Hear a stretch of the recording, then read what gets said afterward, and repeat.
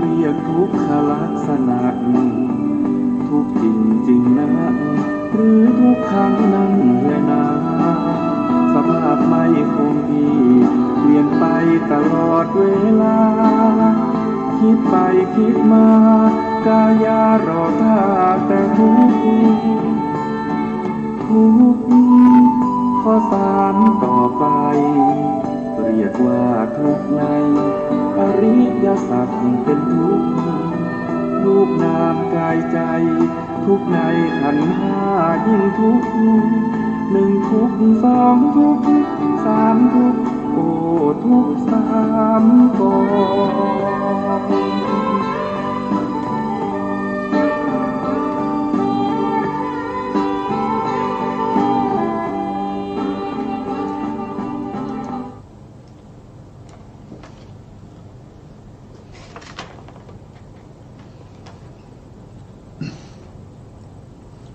พุทธัง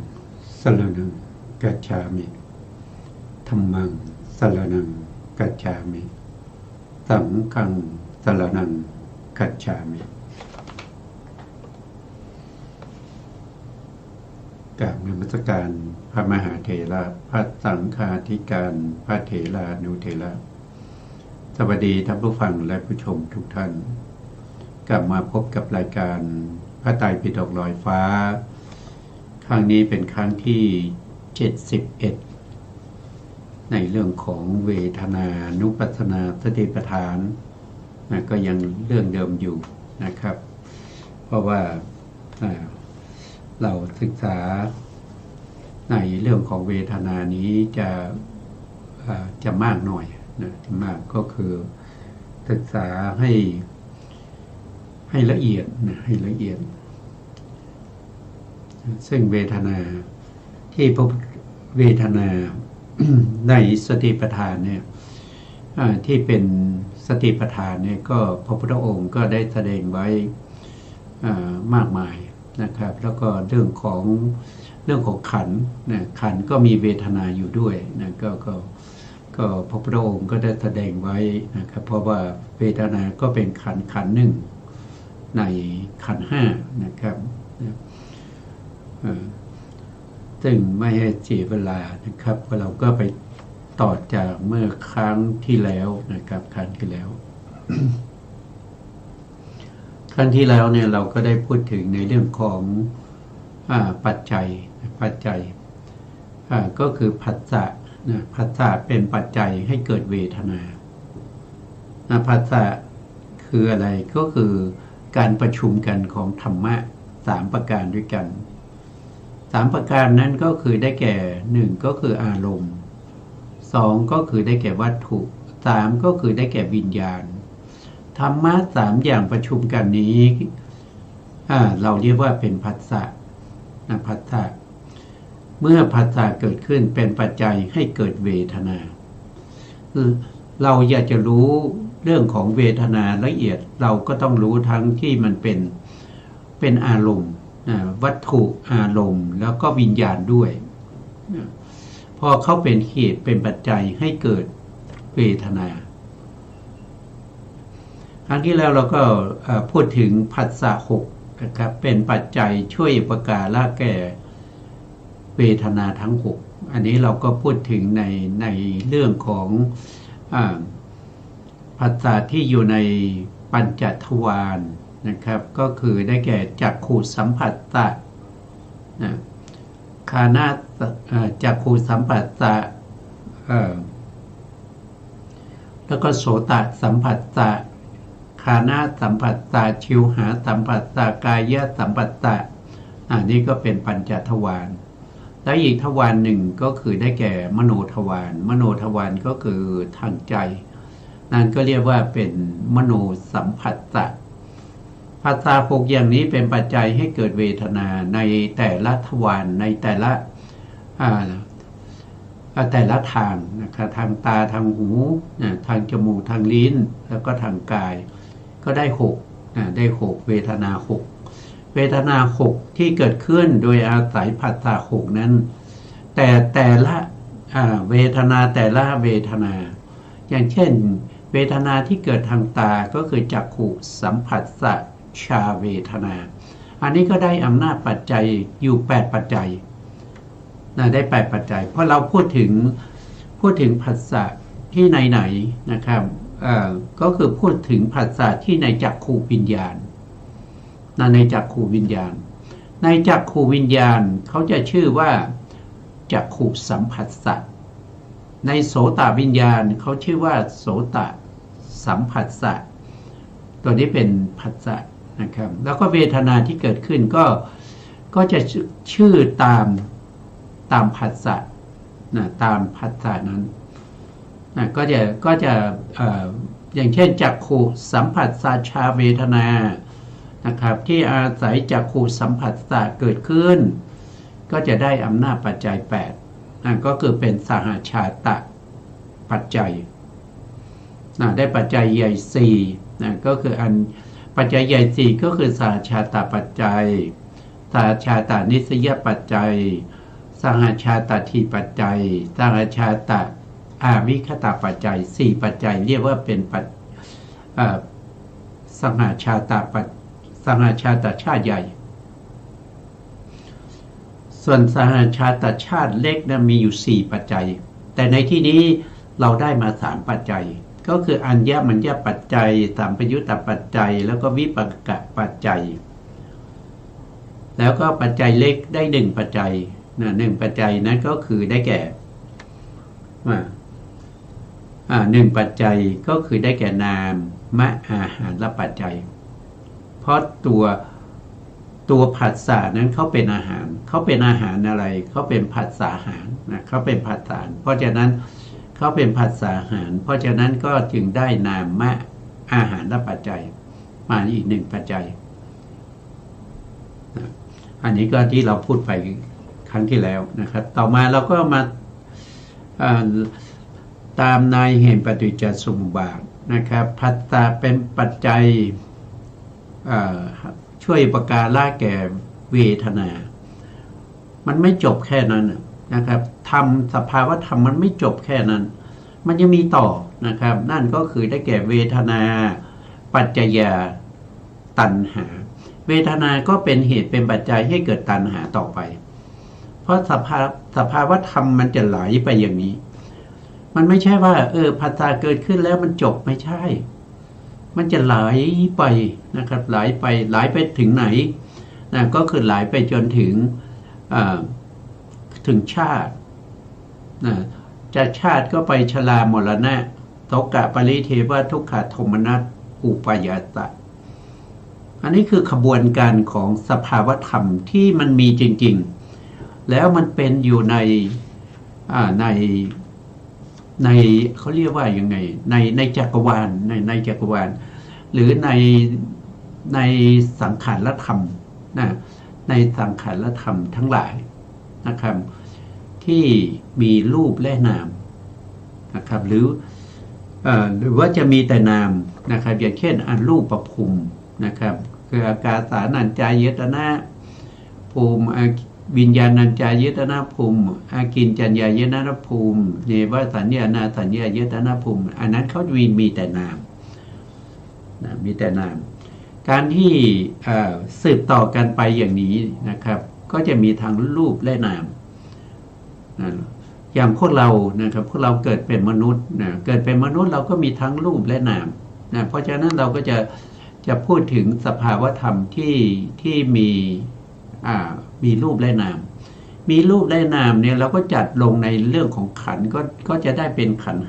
5หรืออีกในหนึ่งท่านก็เรียกว่าเป็นปัญจโวการภูมิปัญจโวการภูมิเพราะสภาวธรรมเหล่านี้ที่เกิดขึ้นเนี่ยมันจะไม่มีการสูญหายพูดงั้นนะครับก็คือหมายความว่าหลังจากตายแล้วเนี่ยนะครับถ้ายังไม่ได้เป็นพระอรหันตบุคคลตายแล้วก็ย่อมเกิดอีกแต่จะไปเกิดที่ไหนก็แล้วแต่กรรมนะครับแล้วแต่กรรมแต่เมื่อเกิดแล้วสภาวธรรมเหล่านี้ก็จะมีอีกนะครับพอสภาวธรรมเหล่านี้มี ไปจนถึงอายุกลับแล้วก็ตายแล้วก็เกิดสภาวะธรรมเหล่านี้ก็เกิดมาอีกมันไม่มีที่สิ้นสุดแล้วก็เวลามันเกิดมันจะเกิดตั้งแต่ปฏิสนธินะครับแล้วก็ภวังค์แล้วก็วิถีต่างๆแล้วก็ไปจุติแล้วก็ปฏิสนธิอีกมันไม่สิ้นสุดเพราะความไม่สิ้นสุดเหล่านี้นะครับผู้มีปัญญาบำเพ็ญบารมีจนได้เป็นพระพุทธเจ้าเนี่ยท่านมาเห็นว่ามันเป็นอย่างนี้มันเป็นอย่างนี้มันไม่มีที่สิ้นสุดมันวนเวียนอยู่ในวัฏฏะสงสารเนี่ยนะครับเกิดมาแล้วก็แก่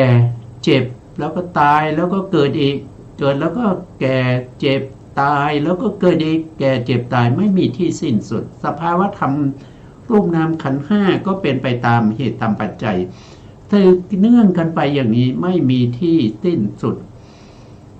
ผู้มีปัญญานะครับผู้มีปัญญาเป็นถึงระดับพระอรหันต์ท่านจึงได้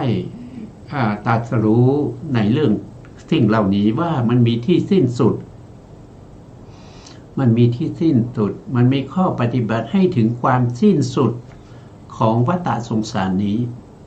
ท่านก็นำมาเปิดเผยทำให้ตื้นให้เข้าใจง่ายบัญญัติให้เข้าใจได้สำหรับคนที่มีปัญญาคนที่ไม่มีปัญญา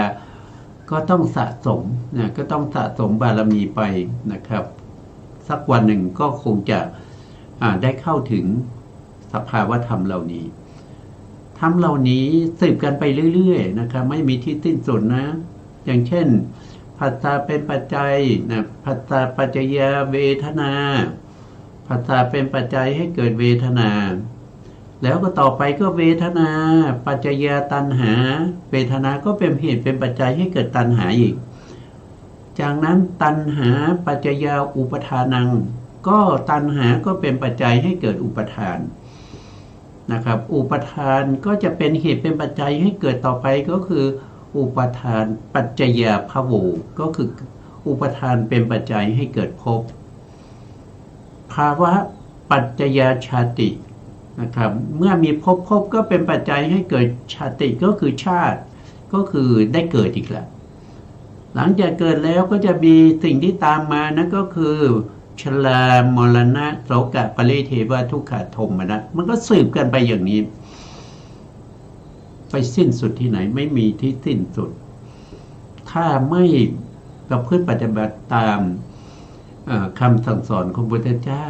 นะครับที่เรียกว่าโพธิปักขิยธรรม37ประการเริ่มต้นที่สติปัฏฐาน4ตามมาด้วยสัมมาปัฏฐาน4อิทธิบาท4อินทรีย์5โพชฌงค์7แล้วก็อริยมรรคมีองค์8อันนี้คือข้อปฏิบัติที่พระพุทธองค์ทรงตรัสรู้ด้วยปัญญาอันยิ่งแล้วก็นำมาสั่งสอนเวนยสัตว์ให้รู้ตามได้ตรัสรู้ได้ดวงตาเห็นธรรมตรัสรู้ตามพระพุทธองค์ไปกันมากมายนะครับแต่เรายังไม่เข้าถึงตรงนั้นเพราะเรามีบุญบารมีน้อยนะครับหรือว่าเรายังไม่มีบุญบารมีเราก็ต้องมาศึกษาเราก็ต้องมาสร้างบุญบารมีนะครับสร้างปัญญาบารมีการศึกษาแบบในลักษณะนี้เป็นการสร้างปัญญาบารมีในการสร้างปัญญาบารมีนั้นไม่ใช่ว่าจะมีเฉพาะปัญญามันก็จะต้องมีทางวิริยะด้วยนะปัญญาก็ต้องอาศัยวิริยะถ้าเราไม่มีความเพียรไม่มีความอดทนขันติบารมีเราจะมีปัญญาได้ยังไงนะครับปัญญาก็ต้องอาศัยอะไรก็ต้องอาศัยนี่คัมมะคือความสงบนะครับเป็นเหตุให้เกิดปัญญานี่คัมมะครับคือความสงบนั้นมาจากไหนก็คือจะต้องมีศีลบารมีก็ต้องมีศีลมาจากไหนศีลก็จะต้องมีทานบารมีนะครับเนี่ยมันเป็นบารมีที่เราจะต้องสร้างขึ้นนะเราต้องสร้างขึ้นไม่ใช่อยู่ๆจะมีเองนะครับต้องสร้างขึ้นต้นขนขวาย ในการสะสมบารมีไปเรามาต่อนะครับมาต่อในข้อเวทนาปัจจยาตัณหานะครับเวทนาเป็นปัจจัยให้เกิดตัณหาในที่นี้ท่านบอกว่าได้อยู่3ข้อด้วยกันนะครับข้อที่1เวทนาเป็นปัจจัยช่วยอุปการละแก่ตัณหาได้อำนาจปัจจัย1คือปกตูปานิสยปัจจัยปกตูปานิสยปัจจัยคือเป็นปัจจัยที่ได้กระทำไว้แล้วสำเร็จด้วยดีในอดีตปกตูปานิสยปัจจัยนี้เป็นปัจจัยที่กว้างขวางแล้วก็ถ้าว่าด้วยความเข้าใจก็เข้าใจยากอยู่นะปกตูเนี่ยบางทีอกุศลนี่เป็นปัจจัยให้เกิดกุศลก็ได้นะความเย็นความร้อนนะอาหารนะที่อยู่อาศัยเป็นปัจจัยนะเป็นปัจจัยให้เกิดรูปนามก็ได้เพราะฉะนั้นประตูปานิสยปัจจัยเป็นประตูเป็นปัจจัยที่มันกว้างขวางแล้วก็ใหญ่โตนะครับในปัจจัย24หรือ47หรือ51เหล่านี้ถ้าสภาวะธรรมไหนที่สงเคราะห์ลงในปัจจัยเหล่านั้นไม่ได้ก็ต้องมาอยู่ในปกตูปานิสยปัจจัยนะอย่างเช่นข้อนี้ท่านบอกว่าเวทนาเป็นปัจจัยช่วยอุปการะแก่ตัณหานะได้อำนาจปัจจัย1ก็คือปกตูปานิสยนั่นแสดงว่าเวทนานี้เป็นเวทนาที่เกิดขึ้นนานแล้วนะเกิดขึ้นนานแล้วนะในชาติไหนก็ไม่รู้ในอนันตชาติโน่นนะครับแล้วยังมีอำนาจที่เป็นปกตูปานิสยปัจจัยให้เราเกิดตัณหาในภพปัจจุบันนะให้เกิดตัณหาในภพปัจจุบันหรือว่าจะเป็นตัณหาที่จะเกิดในภพหน้านะที่กำลังเกิดนะด้วยตัณหาเหล่านั้นได้อำนาจปกตูปานิสยปัจจัยอันได้แก่เวทนาที่ในอดีตส่งผลมาให้เกิดตัณหาตัณหาคืออะไรตัณหาก็คือถ้าว่าโดยองค์ธรรมก็คือได้แก่ตัวโลภะแต่ถ้าว่าโดยสภาวะก็คือได้แก่ความยินดีความยินดีติดใจนะความเพลิดเพลินความสนุกสนานนะความสนุกสนานเฮฮาชอบใจนะพวกนี้เป็นตัณหามีความอะไรอวรณ์ยินดีในธรรมหลักธรรมทั้งหลายนะครับอันนี้ก็คือตัณหาได้ปัจจัย1ปัจจัยก็คือปกตูปานิสยปัจจัยนะเพราะว่าเวทนาเป็นปัจจัยให้เกิดตัณหานะต่อมาข้อที่2ท่านบอกว่าเวทนาเป็นปัจจัยช่วยอุปการะแก่ตัณหาที่เกิดพร้อมกันได้อำนาจปัจจัย7ปัจจัยเราเห็นคำว่าเกิดพร้อมกันนั่นแสดงว่าเขาเป็นสหชาตชาติเพราะว่าปัจจัยคือเวทนาเกิดพร้อมกับตัณหาที่เป็นปัจจยุบันก็คือเป็นผลมีที่ไหนนะมีที่ไหนเวทนาที่ไหนที่เกิดพร้อมกับตัณหาได้นะมีอยู่8ที่นะมีอยู่8ที่นะเรามาดูนะครับเรามาดูเวทนาที่เป็นปัจจัยช่วยอุปการะแก่ตัณหาก็จะอยู่ในโลภะมูลจิต8ก็คือได้แก่โลภะมูลจิต8เหล่านี้นะครับก็จะมีทิฏฐิคตสัมปยุตตจิต4แล้วก็ทิฏฐิคตวิปยุตตจิต4อันนี้จะมีเวทนาแล้วก็มีตัณหาอยู่ในจิตดวงเดียวกันเนี่ยเขาเกิดพร้อมกันอย่างนี้ถึงจะเรียกว่าเป็นสหชาตชาติท่านบอกว่าได้อำนาจปัจจัยอยู่7ปัจจัยอำนาจ7ปัจจัยท่านบอกสหชาตชาติใหญ่4นะตามที่เราทราบแล้วว่าถ้าพูดถึงอำนาจปัจจัยในสหชาตชาติแล้วปัจจัยใหญ่ซึ่งมีองค์ธรรมมากครอบคลุม องค์ธรรมที่เป็นปัจจัยกลางแล้วก็ปัจจัยเล็กทั้งหมดเอาไว้ในสหชาติใหญ่นี้เพราะถ้าสหชาติใหญ่มี4ปัจจัยก็ต้องมาหมดเลยเพราะองค์ธรรมมันเข้าหมดนะองค์ธรรมเข้าหมดสหชาติใหญ่4นั้นก็คือได้แก่1สหชาตปัจจัย2สหชาตานิสยปัจจัย3สหชาตทีปัจจัย4สหชาตอวิคตะปัจจัย4ปัจจัยนี้จะได้อยู่เสมอเมื่อปัจจัยและปัจจัยบันเกิดพร้อมกันนะต่อมาก็จะเป็นสหชาตชาติกลางนะครับสหชาตชาติกลางก็ได้มา2ปัจจัยก็คือได้อัญญมัญญปัจจัยนะได้อัญญมัญญปัจจัย1ปัจจัยก็คือปัจจัยคือเวทนาปัจจัยบันคือตัณหาเขาพึ่งพาอาศัยซึ่งกันและกันหรือแก่กันและกันอุปการะแก่กันและกันในจิตดวงเดียวกันนะครับคือโลภะมูลจิต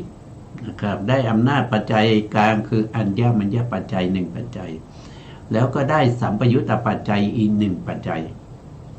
นะได้สัมปยุตตปัจจัยอีก1ปัจจัยก็คือเวทนาแล้วก็ตัณหาเขาสัมปยุตกันเขาประกอบกันนะเขาประกอบกันก็ได้มา2ปัจจัย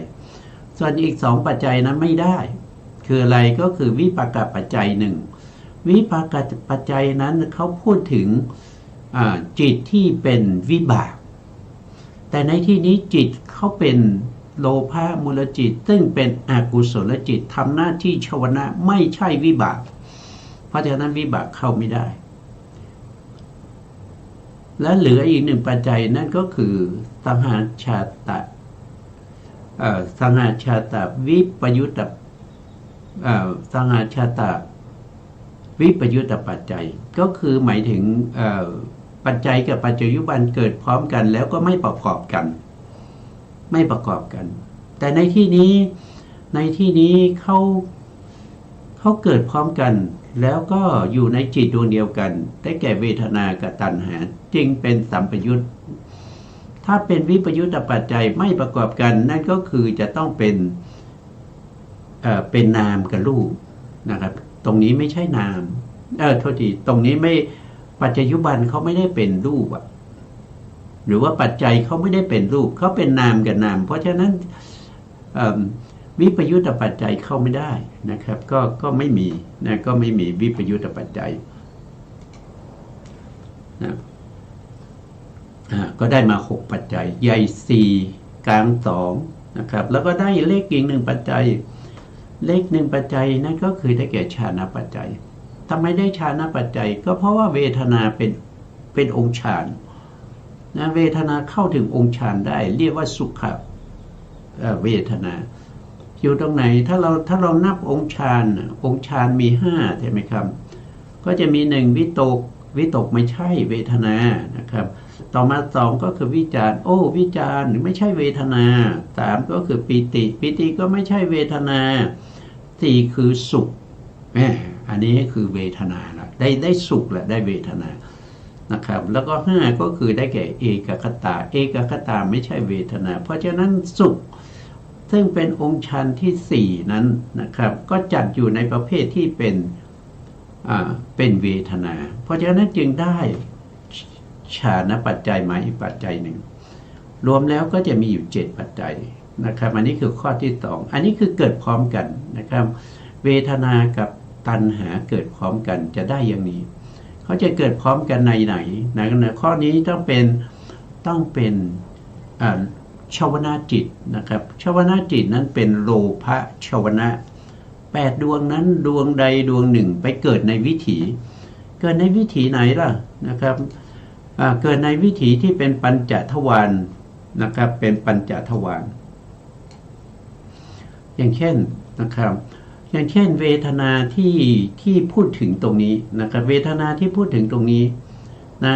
เกิดพร้อมกับตัณหาอย่างเงี้ยมันก็ต้องเกิดในชวนาจิตนะครับจะเกิดที่จักขุไม่ได้เพราะจักขุนี่เขาจักขุวิญญาณไม่มีตัณหามีเวทนาก็จริงแต่ไม่มีตัณหา นะครับแล้วก็ต่อมาจิตที่เป็นสัมปติชนะสัมปติชนะก็ไม่ใช่ไม่มีตัวตัณหานะไม่มีตัณหานะครับมีเวทนาไม่มีตัณหาสันติละนะสันติละนะก็มีเวทนาแต่ไม่มีตัณหาแล้วก็วูทัพนะก็คือมโนทวาราวชนะจิตมโนทวาราวชนะจิตก็มีเวทนาแต่ไม่มีตัณหาตัณหาจะมีที่ชวนาจิตนะครับชวนาจิตนี้จะต้องเป็นโลภะมูลจิตนะครับตรงนี้จะมีตัณหาเพราะนั้นเวทนากับตัณหาจะเกิดขึ้นได้ต้องเกิดที่ชวนาจิตตรงนี้นะชวนาจิตมีอยู่ถึง7 ดวงด้วยกันนะครับ1นะ2นะ3 4 5 6แล้วก็7นะครับในวิถีที่เป็นกามชวนานี้นะครับชวนาที่เกิดขึ้นในแต่ละวิถีจะต้องมี7 ดวงนะครับมี7 ดวงนะครับยกเว้นเฉพาะวิถีแรกนะครับที่เกิดในภพที่เขาเรียกกันว่าเป็นโลภะชวนะนิกันติกะโลภะชวนะนะครับที่เกิดขึ้นครั้งแรกนะครับวิถีแรกของสัตว์ทั้งหลายถ้าเราปฏิสนธิก็คือการหยั่งลงสู่ในครรภ์เป็นครั้งแรกวิถีแรกที่จะเกิดขึ้นเรียกว่าเป็นโลภะนิกันติกะโลภะชวนะนะครับตรงนั้นจะมีชวนะอยู่แค่5 ดวงไม่ถึง7เพราะว่าเพิ่งเกิดมาเป็นในภพนี้เป็นครั้งแรกเพราะฉะนั้นชวนะมีกำลังอ่อนก็มีแค่7 ดวง7 ดวงนั้นก็มีทั้งเวทนาแล้วก็มีทั้งตัณหาเพราะฉะนั้นเวทนาเป็นปัจจัยช่วยอุปการะแก่ตัณหาเนี่ยเป็นวิถีแรกที่เกิดของสัตว์ทั้งหลายนะครับไม่ว่าจะเป็นเดรัจฉานเป็นเปรตเป็นอสุรกายเป็นสัตว์นรกนะครับแล้วจะเป็นมนุษย์เป็นเทวดาหรือว่าจะเป็นพรหมนะครับหรือว่าจะเป็นโสดาบันเกิดโสดาบันตายแล้วเกิดเป็นโสดาบันอีกครั้งหนึ่งก็ยังจะต้องมีนิกันติกะโลภะชวนะเหมือนกันนะแล้วสกทาคามีตายแล้วก็เกิดเป็นสกทาคามีอีกก็ต้องมีวิถีแรกเป็นโลภะชวนะนะครับแล้วก็พรหมก็ไปเกิดเป็นพรหมอาจจะเป็นรูปพรหมอรูปพรหมก็แล้วแต่นะครับก็ต้องมีวิถีแรกนะครับที่มีชวนะเป็นโลภะ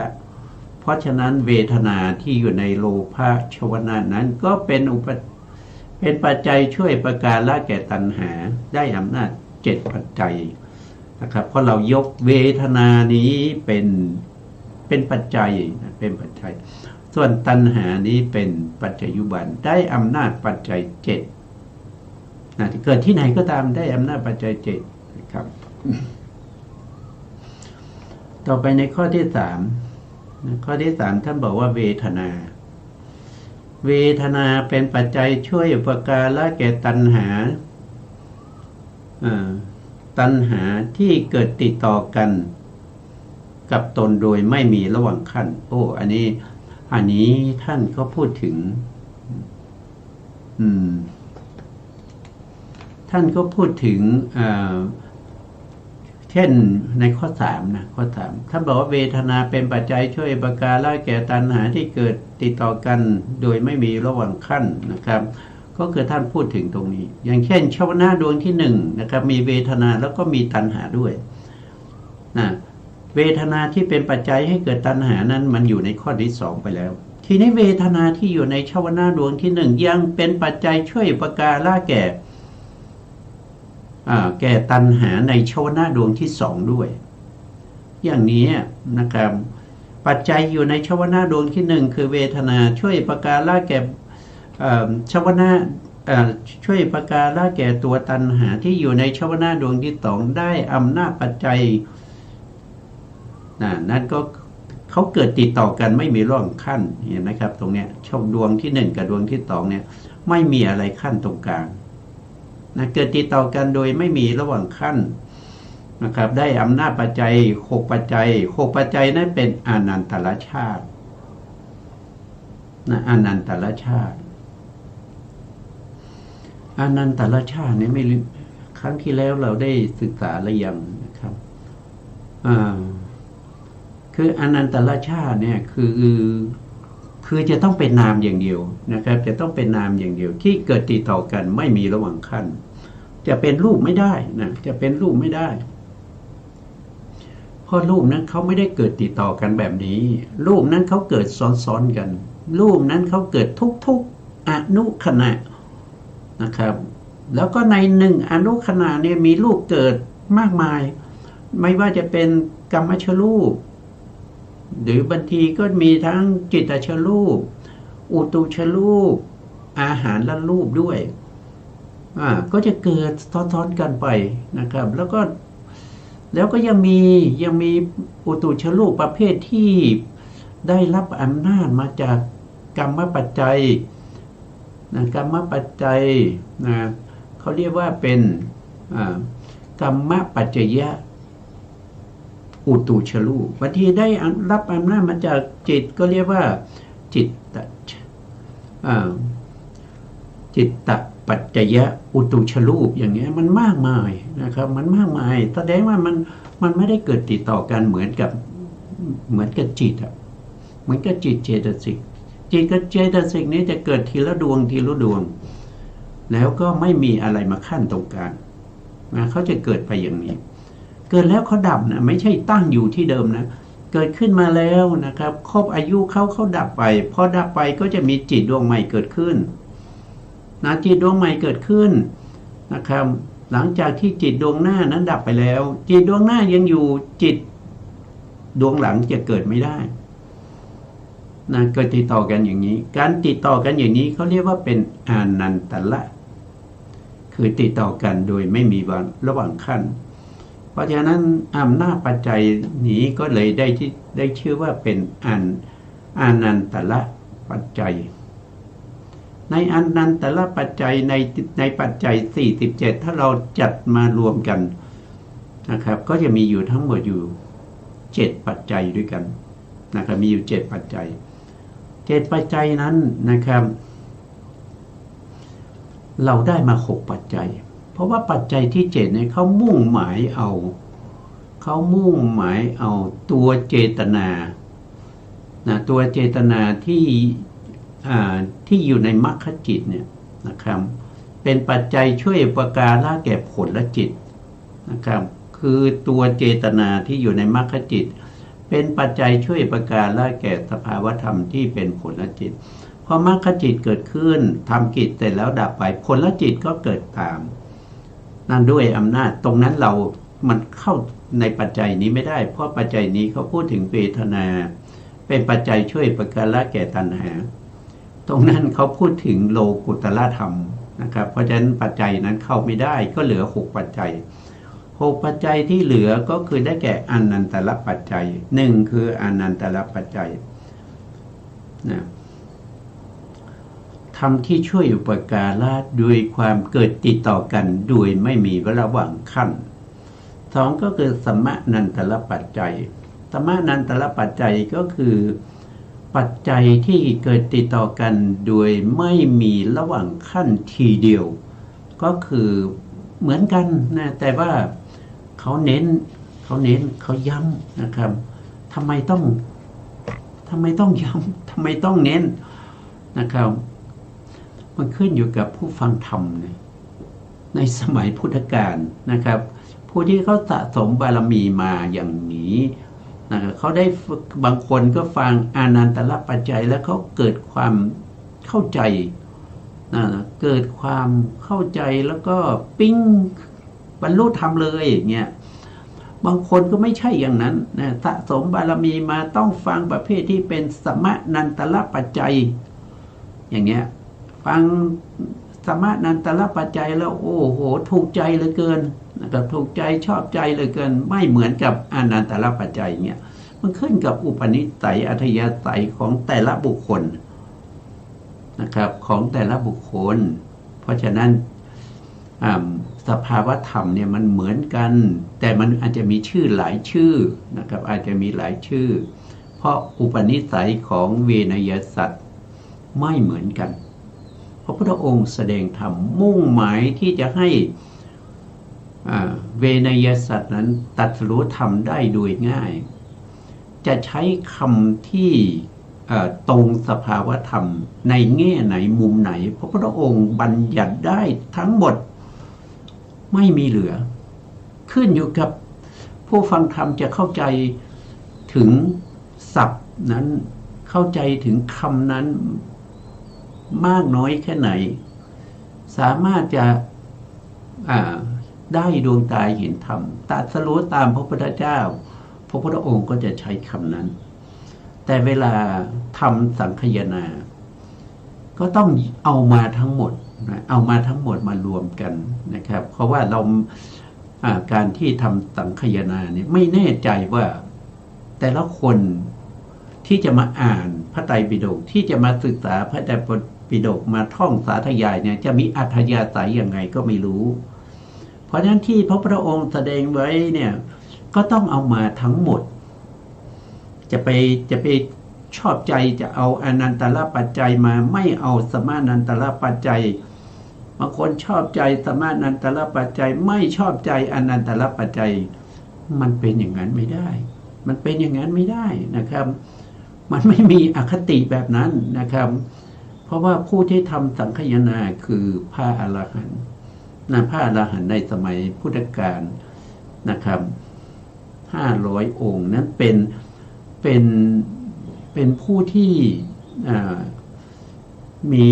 อภิญญานะครับมีวิโมกข์8อภิญญา6นะครับแล้วก็มีปฏิสัมภิทา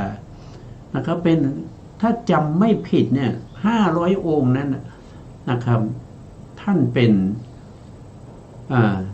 นบุคคลที่พระพุทธองค์ได้โดยส่วนมากก็เป็นเอหิภิกขุเป็นผู้ที่พระพุทธองค์บวชให้นะเป็นพระที่พระพุทธองค์บวชให้แล้วก็เป็นพระที่มีมาตั้งแต่ปฐมโพธิกาลเป็นพระที่ได้เป็นพระอรหันต์นะครับแล้วก็ได้เอหิภิกขุมานะเพราะฉะนั้นท่านเหล่านั้นทำสังคายนามันจะไม่มีอคตินะมันจะเอาตรงนั้นตรงนี้ไม่เอานะครับไม่ชอบใจศัพท์นั้นไม่เอาจะเอาศัพท์นี้เนี่ยไม่มีนะครับไม่มีจิตใจอย่างนั้นนะเพราะฉะนั้นจะต้องรวบรวมมาทั้งหมดที่พระพุทธองค์ได้แสดงไว้นะครับต่อมาในข้อที่ 3ท่านบอกว่าอานันตรูปนิสยปัจจัยอันนี้ก็คืออันนี้มีกำลังมากนะครับคือหมายถึง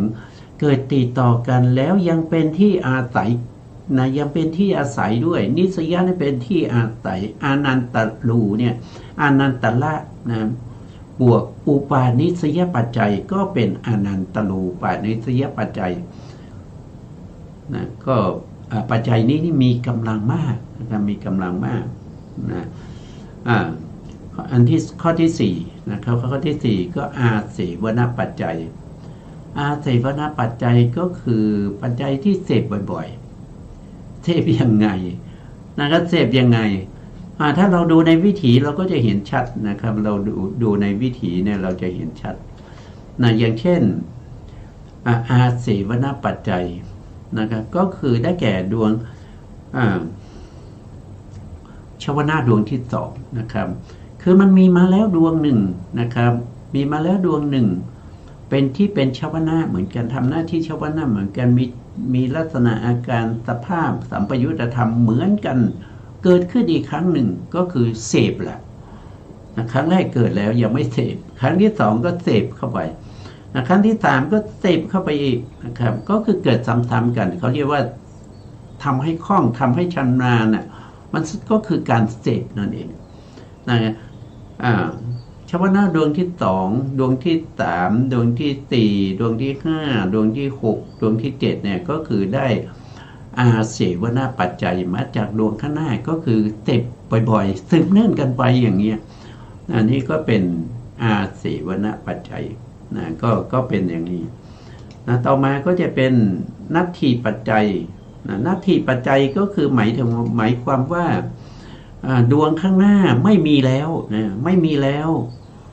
นะถึงจะเกิดขึ้นได้อย่างเช่นชาวนะดวงที่หนึ่งยังตั้งอยู่ชาวนะดวงที่สองจะเกิดไม่ได้นะชาวนะดวงที่สองจะเกิดได้ก็ต้องรอให้ชาวนะดวงที่หนึ่งมันหมดไปก่อน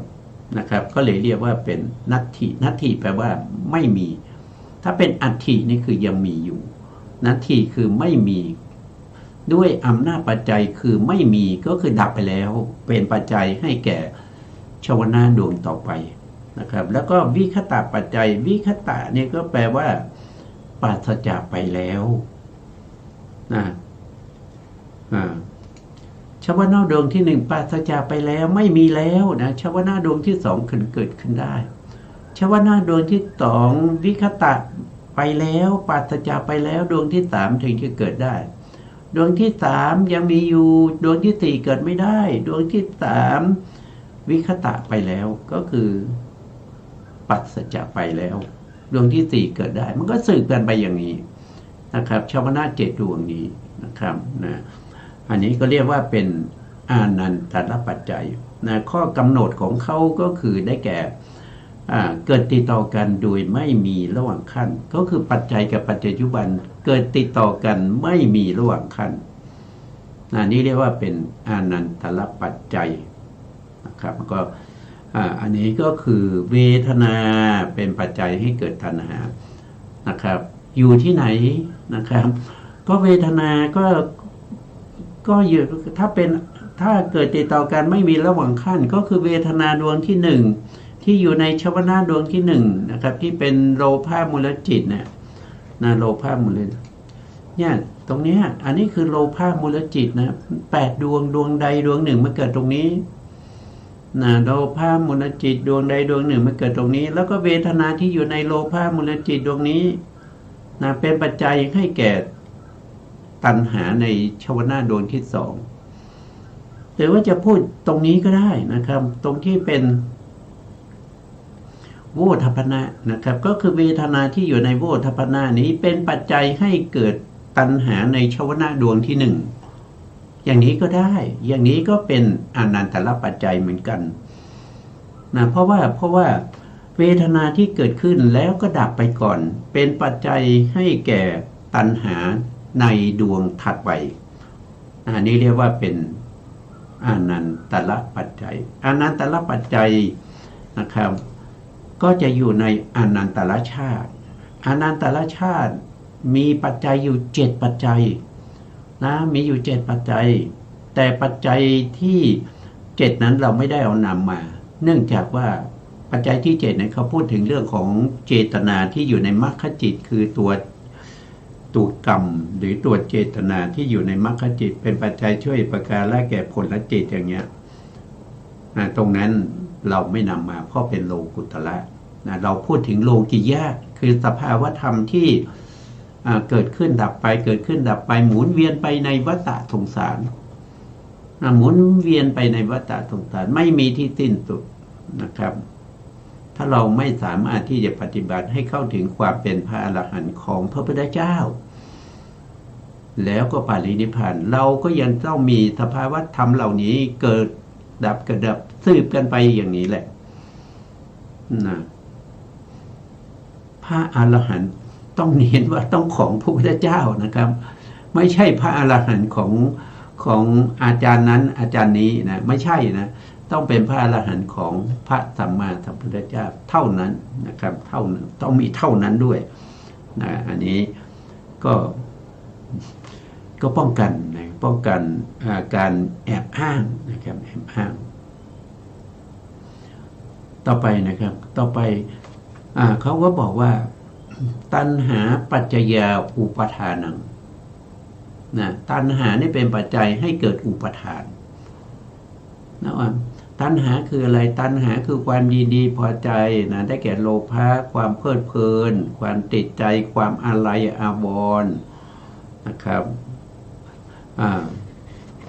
มีความใคร่ในการที่จะดูมีความใคร่ในการที่จะฟังมีความใคร่ในการที่จะดมมีความใคร่ในการที่จะลิ้มรสมีความใคร่ในการที่จะสัมผัสถูกต้องเสร็จตีเนี่ยแล้วก็มีความใคร่ในการที่จะนึกคิดถึงสิ่งดีๆอารมณ์ที่ตัวเองชอบนั่นก็เป็นตัวตัณหานะครับเป็นตัวตัณหาส่วนอุปทานคืออะไรล่ะอุปทานก็คือตัณหานั่นแหละแต่มันเป็นตัณหาที่มันมีกำลังมากนะครับตัณหาที่มันมีกำลังมากก็เป็นอุปทานแต่อุปทานถ้าว่าโดยตัวองค์ธรรมแล้วมีอยู่2ตัวนะครับส่วนตัวตัณหาเนี่ยองค์ธรรมเขาคือได้แก่โลภะเจตสิกดวงเดียวเท่านั้นชื่อว่าเป็นตัณหาเป็นบ่อเกิดแห่งความทุกข์ด้วยนะครับแต่อุปทานเนี่ยเป็นตัณหาที่มีกำลังนะครับก็มีองค์ธรรมอยู่2นั่นก็คือได้แก่โลภะแล้วก็ทิฏฐินะโลภะกับทิฏฐิรวมกันก็เป็นอุปทานนะครับอุปทานมีอยู่4นะครับมีอยู่4มีกามุปทานองค์ธรรมก็คือได้แก่โลภะที่มีกำลังนะครับอันที่2ก็คือได้แก่ที่ถูกปาทานได้แก่ตัวทิฏฐิเจตสิกที่มีความเห็นผิดตัวที่3ก็คือศีลพัตตุปาทานอันนี้ก็คือนอกจากมีความเห็นผิดแล้วยังยึดถือความเห็นผิดของตัวเองเอาไปประพฤติปฏิบัติเป็นข้อปฏิบัติเป็นศีลพจน์ปฏิบัติเยี่ยงสุนัขเยี่ยงโคอย่างเงี้ยก็ข้อที่2ที่ถูกปาทานยังดีนะครับมีความเห็นผิดเฉยๆยังไม่ได้นำไปประพฤติปฏิบัติยังไม่ได้เข้าถึงข้อวัดนะไม่เข้าถึงข้อวัดเพียงแต่มีความเห็นผิดเท่านั้นเองพอข้อที่3เป็นศีลพัตตุปาทานมีความเห็นผิดและนำเอาความเห็นผิดนั้นไปประพฤติปฏิบัติตามความเห็นผิดนั้นด้วยแล้วก็ยังเข้าใจว่าความเห็นของตัวเองถูกต้องนะครับข้อปฏิบัติของตัวเองเนี่ยถูกต้องนะครับแล้วข้อปฏิบัติของคนอื่นมันผิดข้อปฏิบัติของคนอื่นที่มันถูกเนี่ยหาว่าเขาผิดข้อปฏิบัติของตัวเองมันผิดแต่บอกว่าถูกอันนี้ก็คือศีลพัตตุปาทานต่อไปข้อที่4นะครับก็คืออัตตวาทุปาทานอัตตวาทุปาทาน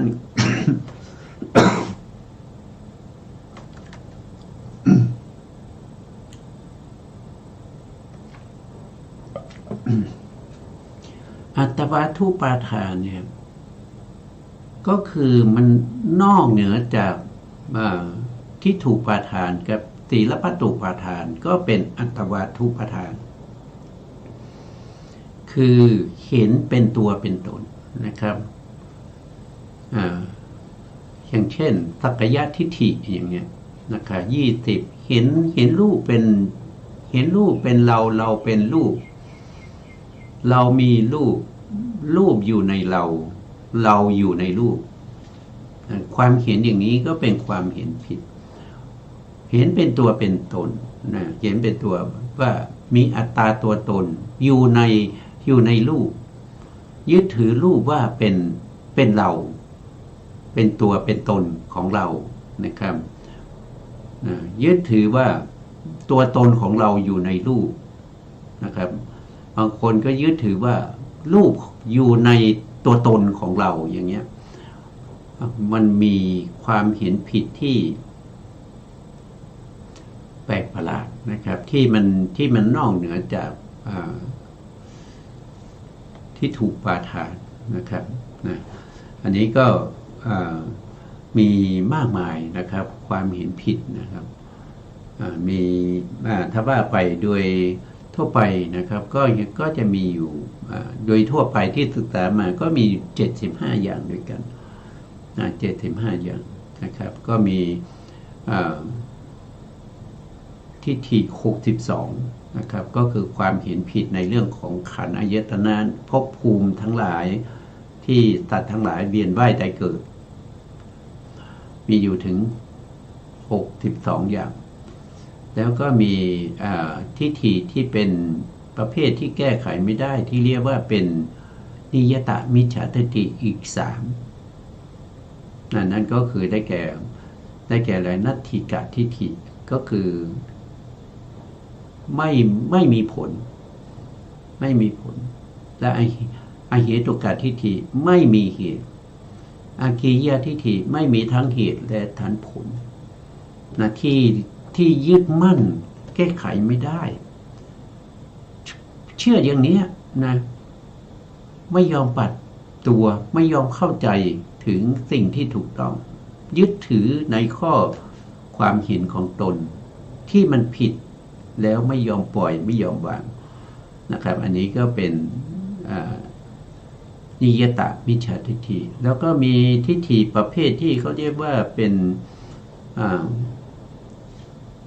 อีก10 อย่างนะครับเขาเรียกว่าคาหิกะทิฏฐิ10นะถ้าจำผิดก็ขออภัยนะก็จะมี1ก็คือเห็นว่าโลกเที่ยงโลกไม่เที่ยง